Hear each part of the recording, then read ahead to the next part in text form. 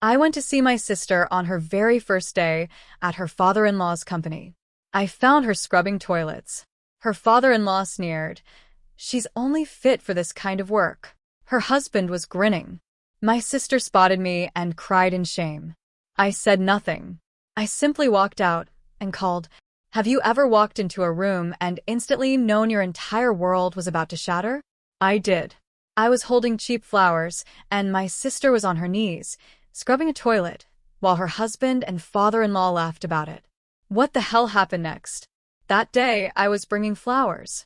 Not fancy ones, just bright. And a bag of sticky, over-ice cinnamon rolls, because my sister, Mia, loves those. I walked into this corporate warehouse, smelling like printer paper and lemon cleaner. I asked for her, and the receptionist pointed me down a hall, left, then left again. But before I even saw anything, I heard it. A man's voice. Loud. Careless. She's only good for this kind of job. Then laughter. A male chuckle. And the blood ran cold in my veins, because it was familiar. It was her husband, Daniel. I stepped through the doorway, and just froze. There she was. My sister, in rubber gloves, face flushed red, scrubbing a toilet. A sad little bucket beside her. The flowers in my hand suddenly felt like a sick joke. She saw me. Her eyes blinked once, then filled so fast it took my breath away. She wiped her face with the back of her wrist, leaving a wet, smeared streak. "Gary, please don't," she whispered. Daniel's father, Mr. Salmon, Mia's father-in-law, stood there, arms folded, his gold watch glinting under the harsh fluorescent light. "You family?" he asked me. It wasn't a question. It was a threat. I just nodded. My mouth felt like metal. Then I looked at Daniel, her husband. He wasn't nervous. He wasn't embarrassed. He was smiling. "What are you doing?" I asked him. My voice came out flat, hollow. He just shrugged. "Everyone starts somewhere." Mia let out this tiny, broken sound. Half a laugh, half a choke. And that sound gutted me more than anything. She tried to pull the door closed, her voice barely audible. "Gary, it's fine. It's my first day. I'm learning." I didn't say a word. I just set those stupid flowers on the floor. I turned around, walked out past the receptionist who still didn't look up, past a poster about teamwork, past a clipboard that said safety first. I stepped outside into the sharp afternoon air and took a breath that physically hurt. Then I pulled out my phone, and I made a call. But to really understand why that moment hit me so hard, why I reacted the way I did, you need to know a bit about how we got here. See, I've always been the fixer. Our dad? He works seasonal construction, disappears when work is scarce. Our mom? She does hair in the kitchen and calls it a salon. And my sister, Mia, she's 27, and she grew up hearing she had princess potential. She married Daniel last year, and that came with the whole family package. Especially his dad, Mr. Salmon. He owns a mid-sized logistics company, and he has a temper that matches his ego. When I opened my toy shop at 26, I didn't have investors. I had a shoebox of savings and a landlord who, thankfully, liked my idea. I painted the walls myself, bought used shelves, and cut out price tags from card stock. The first holiday season, I practically lived in the stockroom, sleeping between shipments. People liked my shop because I remembered their kids' names. I still have this crayon drawing a 4-year-old gave me. It says Gary's Train Store, with a crooked heart. It's taped behind the counter for luck. My family? They like my shop as a concept. They liked that it made me seem sweet. What they didn't like was when I started saying no. Before that, it was always yes. Gas money for dad, just until Friday. Grocery runs for mom. I'll pay you back when my client shows. Phone bills, accidentally charged to my card. My accounts looked like confetti. 140 here, 120 there, 300 in a pinch. When Mia got engaged, I covered deposits because Daniel had delays with a bonus. I printed those receipts, filed them in a folder labeled taxes. It should have said habits. Every holiday, the same jokes. Gary doesn't need gifts, he needs customers, Dad would quip. Gary collects sob stories and stuffed animals, Mom would add, laughing, like it was a meme. Mia wasn't cruel back then, not really. She was just naive. "You're good," she'd say, hugging me tight. "That's why good things happen to you." But good things meant chores and checks and drives at midnight when someone drank too much.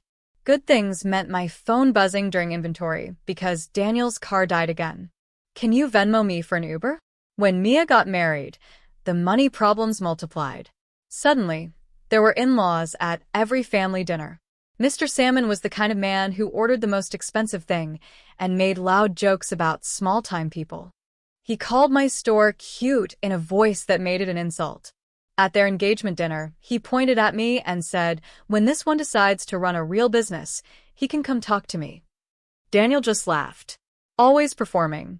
He sells puzzles, Dad. It's not exactly logistics." Mia looked embarrassed. I tried to make a face that said I didn't care. But that night, I stayed late at the shop, counting boxes of wooden blocks, just to let the anger sit down. The wedding gift table was a mountain. My gift? Cash. I don't do registry fights. That envelope was big for me. For them, it was a postage stamp. The very next week, Mom called. "We need to talk about the honeymoon fund," she said. "There's a gap." "How much?" I asked. "Not much." She lied. "Then, 3,000. I felt the number like a slap. "Mom, if you love your sister," she pleaded, "she's starting a new life." Stupid, yes. I wired it. But the way Mia texted me, "Thank you. Thank you. Thank you. You saved us," made it feel less stupid for about 5 minutes.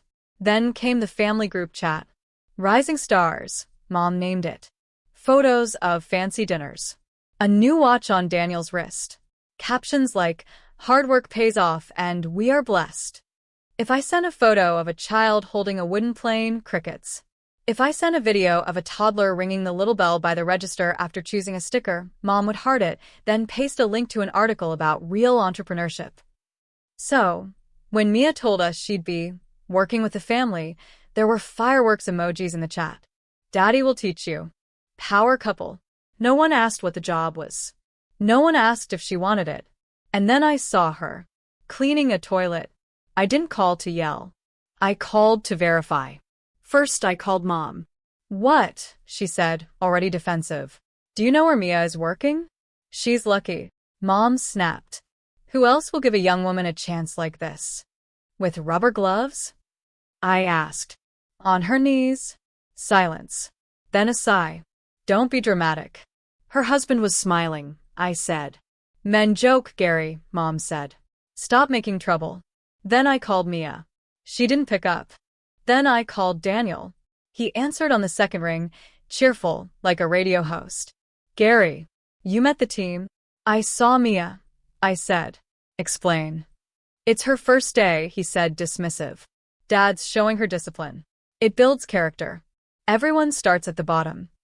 "That's not a bottom," I said, my voice rising. "That's humiliation." He just laughed. "You're sensitive. You always were." He paused, then added, casually, "By the way, we're moving into a bigger apartment. We'll do a housewarming soon. Bring that famous scary dip." Something hard and cold settled in my chest. The requests escalated in the weeks that followed. "Mia's car needs new tires. Can you help? We're short on rent while her first paycheck clears." Mom's salon sink cracked. Urgent. Each message came with a please and 3 crying emojis, like sugar on a bruise. I helped once. Twice. But then I opened my accounting app and just scrolled. Money out. Money out. My landlord had raised the rent at the shop. A supplier wanted prepayment because of market delays. I stared at my numbers, and a cold line drew itself through me. I typed in our family chat, "We need to talk about money." No one answered for 3 hours. When they did, it was Mom. Not a text. Sunday dinner. 6 p.m. I spent the rest of the week with a knot in my stomach, organizing receipts by category. Mia and Daniel. Parents. Miscellaneous. I printed bank screenshots and highlighted dates. It felt like homework for a subject I hated. Saturday, Mia showed up at the shop. Sunglasses on, paper cup of coffee clutched tight. She stood by the display of kites, touching the blue one like it was fragile. "I'm fine," she said, without me even asking. "You don't look fine," I said. "I can handle it," she insisted. "Don't embarrass me." "I won't," I told her. "But I'm done paying for people who insult you." Her laugh was small and mean, borrowed from someone else. "You always act like a hero." "I'm tired of acting," I said. She left without buying anything. I watched the bell on the door swing and go still. Sunday dinner was at my parents' house. Plastic tablecloth with cherries. Grease on the stove that had been there longer than any apology. The TV was on in the living room, low, like conflict needed a soundtrack. Everyone was already there. Mom, with a serving spoon like a scepter. Dad, scrolling on his phone. Mia, quiet, eyes rimmed red. Daniel, smiling, always smiling. Mr. Salmon had invited himself, which is to say he'd announced he was coming, and no one had told him no. "Let's eat first," Mom said, which really meant, "Let's corner Gary after dessert." "No," I said. "Let's talk first." Mom rolled her eyes. "Fine, banker. What's your issue?" I put a folder on the table. I could feel Daniel's smirk from across the room. "This is everything I've covered in the last 18 months, I said. I slid out the first page. Rent catch-up, wedding deposits, honeymoon gap, car repairs, utilities, groceries, a loan to Dad for a week that became 6 months, Dad muttered. I said I'd get it. "You didn't," I said, keeping my voice calm. "Total is $18,000 for $120. Mom laughed a little. "Drama." I flipped the next page. Average monthly outflow to family, $1,023. My shop's profit last quarter? $1,180 per month.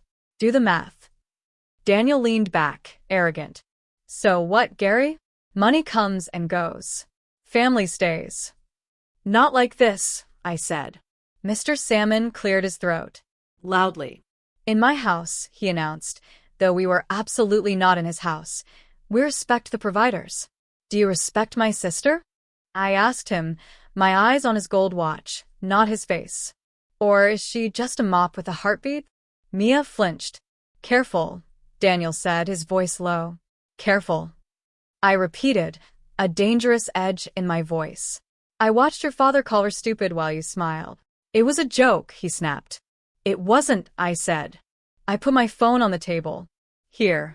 I recorded 5 minutes of it. I hit play. His voice, Mr. Salmon's voice, filled the small kitchen. "She's only good for this kind of job." Then laughter. Daniel's laughter. It sounded even worse bouncing off the fridge. Mom's mouth tightened. Dad looked at the salt shaker, like a hell dancer's. I paused the audio. "Here's what's going to happen," I said. "No more money from me. Not for rent. Not for cars. Not for promotions disguised as favors. I'm not your safety net. I'm not your bank." Mom's tone turned syrupy, but with a sharp edge. "Gary, don't make ultimatums. That's ugly." "What's ugly is watching my sister get humiliated and pretending it's a plan," I said. "What's ugly is being told I'm sweet while you treat me like an ATM with arms." Daniel's smile finally cracked. "You think you're better than us because you sell toys." "I think I've been financing your lifestyle while you play Prince," I shot back. Dad finally spoke. "So what? You'll let your family starve?" "No one here is starving," I said. "And if you were, you'd sell that watch before you text me." Silence. The TV hummed. The smell of overcooked rice hung heavy. Mia whispered, "Gary, please." "For you," I said, my voice softening only for her. "I'll help once if you want out. Not for another month of this. For a real exit." Daniel stood, his chair scraping loudly. "She's not going anywhere." "She decides," I said. He laughed in my face. "You can't tell her what to do." "I'm telling you what I won't do." I corrected him. "We're done." Mom slammed the spoon down. "You're ungrateful." "For what?" I asked. "For being used?" She opened her mouth, closed it, and then did the thing she always does. She went for the throat. "No wonder you never married." "Who would want?" I held up a hand. "Stop." Then I slid the last page across the table. A simple spreadsheet. 2 columns. Money in, money out. Dates, memo lines, receipts, Venmos, screenshots. The kind of document no one can argue with, because numbers don't blush. I'm done, I said again, steady now. Boundaries are not betrayal. I stood. I expected someone to follow me, to drag the fight out the door. No one did.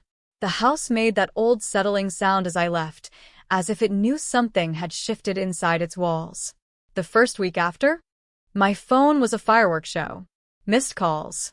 Group chat explosions. Rising stars turned into a courtroom. Mom, you humiliated us. Dad, real men don't keep score. Daniel, you owe Mia an apology. Mia, can we talk alone? I answered only Mia. We met at a coffee shop with sticky tables and good muffins. She wore those sunglasses again. The barista knew my name. He even drew a little train next to Gary on my cup. I'm mad at you, she said, without a hello. That's allowed, I said. You made me look weak, she accused. You're not weak, I countered. You're in a bad system. Her jaw clenched. I chose my husband. Did you choose his father? I asked. Did you choose to be trained with bleach? She blinked hard. It's not like that every day. Once is too much, I said. Look, I'm serious about help. If it's for an exit. I found a small apartment over a bakery. Month to month. I can cover the deposit. I can drive you there with your stuff. I can change the locks. Her eyes flashed, then went flat. So, you'll still pay. Just your way. I'll invest in you, I clarified. Not in them. She tore a napkin into strips. He'll be furious. Men survive fury, I said. Shame rots you faster. She didn't answer. We just sat there, the napkin pile growing. When we left, she hugged me. Too quick. Like a reflex. That night, she texted. Not now. Then, love you. Both things true at once. At the shop, something else shifted. I showed up with a clean stomach, no invisible debts pulling at my coat. I put out a new display of marbles that caught the light like small planets. A kid pressed his nose to the glass and whispered, "Wow." A dad asked if we still did birthday bundles. I said yes, and added an extra sheet of stickers just because I could. My landlord came by. Thinking of selling? He asked, casual. My heart knocked. Should I be worried? He shrugged. Market's weird, but your place brings foot traffic. You're good. That night, I pulled my numbers again. With the outflow stopped, my budget could finally breathe. I added a class, Saturday Fix-It Hour, where kids bring broken toys and I teach them to glue, sand, be gentle. The first Saturday, 7 kids showed up. By week 3, we had 12 and a wait list. Parents stood by the door, sipping coffee, smiling the way people smile when their kids are quiet and careful. One afternoon, a woman came in with a little boy carrying a stuffed dinosaur missing an eye. Can you help, Mr. Gary? He asked, like we'd known each other forever. Let's try, I said. We sat at the repair table. I showed him how to thread a needle. His tongue stuck out in concentration. When we finished, he hugged the dinosaur. Then me. Quick. His mom tapped the tip jar. For the kindness fund, she said. I put the bills in the envelope labeled community. That envelope had been thin for months. It puffed up again. On the wall behind the counter, I added another crayon drawing. At home, quiet became my favorite sound. I realized I hadn't cooked a proper dinner in weeks, so I made a pot of soup big enough for leftovers. I ate at the table instead of standing by the sink. I slept through the night. The family took longer to adjust. Mom tried a new angle. Nostalgia. Remember when you scraped your knee and I made popsicles? She texted. I do, I replied. Boundaries still stand. She waited a day. Then, no one will take care of us when we're old. You're not old, I wrote. Start today. Dad sent me a link to a tool set he wanted. On sale, he wrote. Nice, I replied. Period. Nothing else. Daniel sent paragraph after paragraph. You embarrass me. You're jealous. You're a child selling toys. Real men provide. I didn't respond. The world didn't end. Mia sent fewer texts, but they were sweeter. A photo of the bakery window with the apartment sign. No comment. A photo of her hand without her wedding ring. No comment. Then a photo of the ring on a napkin with the words, "I'm not ready," written in pen. I hearted the photo and wrote, "I'm here. Not money, not rescue. Just here." 2 weeks later, she asked me to meet her outside her place. She had a duffel bag and a box of shoes. "Don't make a speech," she said. "I won't," I promised. We drove to the apartment over the bakery. The landlord, a small woman with a silver braid, showed us a studio with a blue door and a view of the alley with string lights. It smelled like cinnamon. Mia touched the window frame and nodded. "Okay." I paid the deposit. She signed the lease. She cried in the stairwell where no one could see her. Daniel called 9 times that night. The 10th time I picked up. "She's safe," I said. "You think you can steal my wife?" he sneered. "She's a person," I said. "She can't be stolen. She can choose." "I'll come get her," he threatened. "She doesn't want that," I replied. "I'll talk to your mother," he said, like it was a weapon. "Talk to your father," I said and hung up. I expected chaos. Instead, it was boring. And boring, I learned, is the opposite of crisis. Mia got a job at a daycare 2 bus stops away. She came by the shop on her lunch break, eating sandwiches behind the counter. We didn't discuss the toilet, or the video, or the ring. We talked about kids who say passetti, about which glue works best on plastic dinosaurs. She started to smile like herself again. Slow. Real. News traveled as it always does. Our aunt called to say she was proud. Our cousin messaged me that he was reevaluating some stuff. Dad pretended nothing happened. Mom posted a Bible verse about forgiveness on Facebook and tagged no one. Mr. Salmon never called me.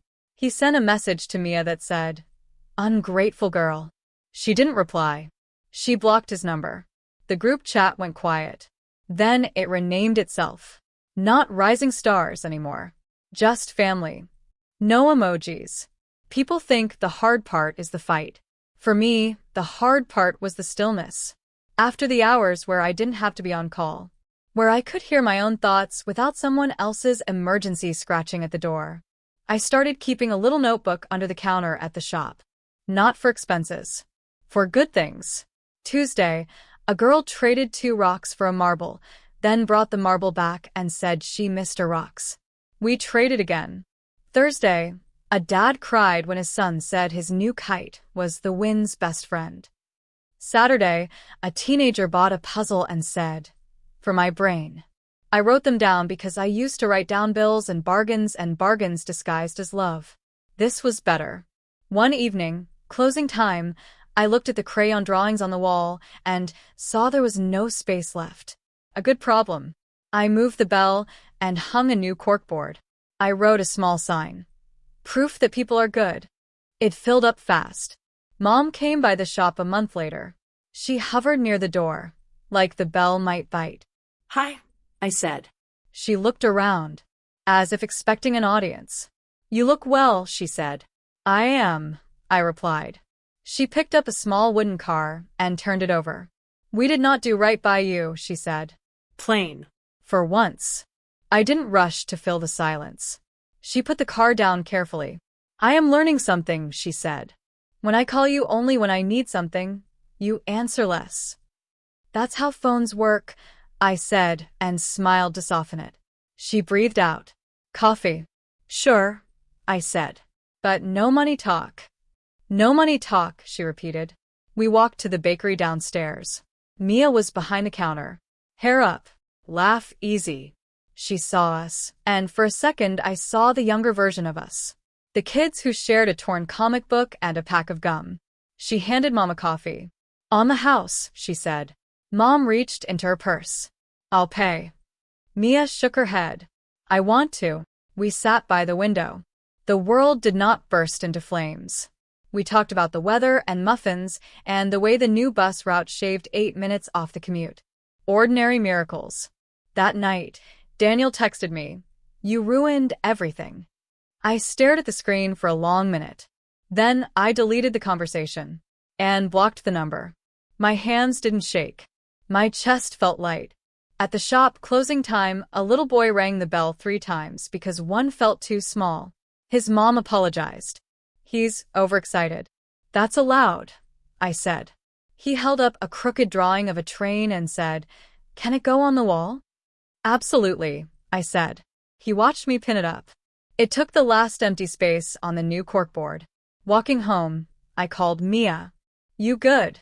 "I'm okay," she said. "I signed up for evening classes, early childhood education."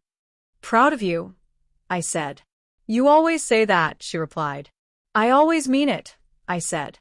At my apartment, I sat at the table where I used to sort receipts no one respected.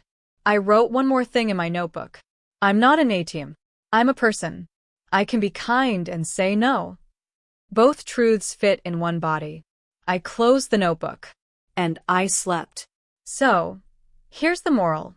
In case you need it as plain as I did, love without boundaries is just a slow way to drown. Saying no isn't cruelty. It's a life jacket you hand to yourself. And sometimes, the loudest kindness you can offer the people you love is refusing to fund their worst habits. I'm Gary. Oldest kid. Toy store owner. Former family bank. Present tense. Brother, son, man with a door you can knock on for coffee, conversation, a place to breathe. Not for bailouts. I won't apologize for that. Not now. Not again. And, if anyone asks what changed, I'll tell them the truth. I saw my sister on a floor she didn't deserve, and I decided we were done living like that. Have you ever had to draw a line in the sand with family, even when it hurt? I'd love to hear your stories in the comments below. Let me know what you think.